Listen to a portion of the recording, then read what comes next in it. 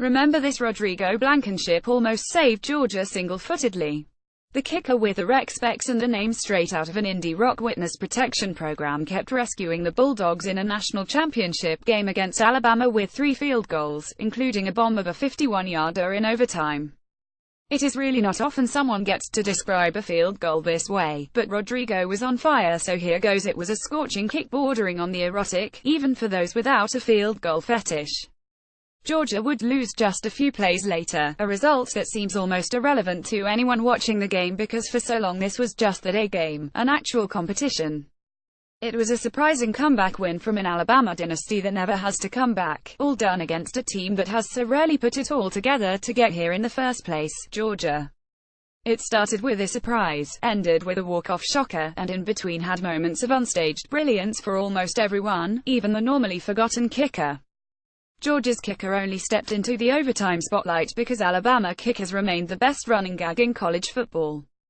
If there is one relief for people tired of Alabama winning everything, it can be that Andy Pappanastis, who missed a 36-yarder to win the game at the end of regulation, did not wake up in Tuscaloosa this morning as a pariah with Georgia as national champions.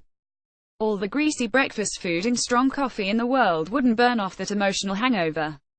But fortunately for Alabama, the breakdown of Saban's machine designed to digest opponents over 60 minutes of grinding football sparked a confusion that produced something much more captivating and memorable: a team of outrageously good individual players playing catch-up on offense, desperate, intense effort on defense, and a sideline so emotional that Mickey Brown took his on-field tussling with Georgia to his teammates and coaches. Brown would retake the field and immediately tear Mecole Hardman down by the shoulder pads on a kickoff return. He did this with one arm, and arrested an accelerating Hardman to a full, spinning halt in about 0.3 of a second. Those little one-on-one reversals were happening all over the field for both teams, all the time and at every single matchup. To continue the thread, Hardman got caught like a toddler running into traffic by Brown. Hardman also incinerated his man on an 80-yard TD catch in the third quarter. Alabama DB Tony Brown got beat on that play, but opened the game for Alabama by absolutely bullying Javon Wims out of the bowl on a strip following a long completion from Georgia QB Jake Fromm. Wims would go on to make a contortionist's catch around Anthony Averett, hooking his leg around the Alabama DB to stay in bounds. A turn for one, then another, and another. I can't remember a game where so many little individual plays and players could be named offhand and with such ease. I just can't, and that's before even getting to Alabama defensive lineman Daron Payne's night demolishing the middle of Georgia's offensive line. Payne was a one-man gravitational distortion field, and even he had plays where the Bulldogs' line stymied him. Especially in the first half, when Alabama's vaunted line stunts got nowhere against the Bulldog offensive front.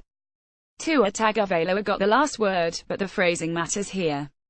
Tagovailoa came in for a faltering Jalen Hurts, threw 3 TDs, and in between extremely freshman-type moments jolted Alabama's offense back into the game. He also eclipsed what would have been the story of the game had Georgia won: freshman Jake Fromm's fearless night against the Bama defense. Fromm hit 5 third-down conversions longer than 3rd and 6 against Alabama, including the 80-yard bomb to Hardman in the third quarter. A freshman did that against an Alabama defense that knew what was coming. Facing him for the next 2 or 3 years in the SEC will. Hold on, let us find just the right word. It will suck. It will absolutely, positively suck. It will also, for lack of that better word out there, suck to face Tua Tagovailoa. It will suck because as a freshman Tagovailoa made the kind of play freshmen make to lose games.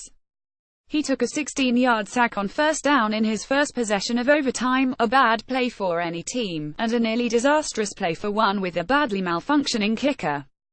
Then a freshman quarterback somehow diagnosed cover 2, looked off a safety like only a few seniors can, and dropped a gift-wrapped, perfectly accurate, and beautifully thrown touchdown into the hands of another freshman, Devonta Smith. There are a lot of ways to look at Alabama winning a 2,623 game. I wanted to start by saying that I had been right in saying that Alabama would win, because being right is a cheap way of feeling good about yourself. But being right by betting on Alabama is the cheapest way of feeling good about yourself. It's almost cheating, because betting on Alabama in college football is betting on the house in a casino. Over time and with enough games, they always win. Nick Saban is the Saturn of the sport, turning his children loose into the world only to eat them later when they come for the crown. Georgia head coach Kirby Smart came real close, and in this story he ended up on the dinner table with an apple in his mouth like the rest of Saban's former assistants.